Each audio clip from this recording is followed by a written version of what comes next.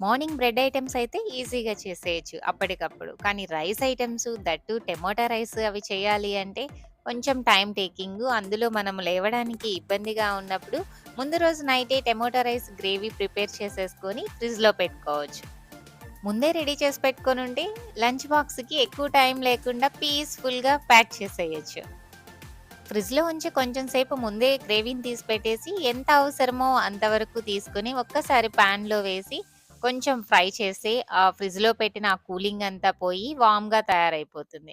So, అప్పుడు మనం rice వండి పెట్టుంటాం కదా! ఆ రైస్‌లో ఇది మిక్స్ చేస్తే టమాటో రైస్ రెడీ.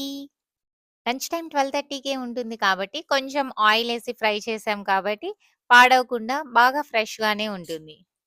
లంచ్‌కి ప్యాక్ చేస్తున్నామంటే, ఒక రైస్ ఐటెమ్ అయితే కంపల్సరీ చేస్తాం కదా! సో, ఈ రెసిపీ అయితే చాలా ఈజీగా ఉంటుంది మనం చేసి పంపించడానికి.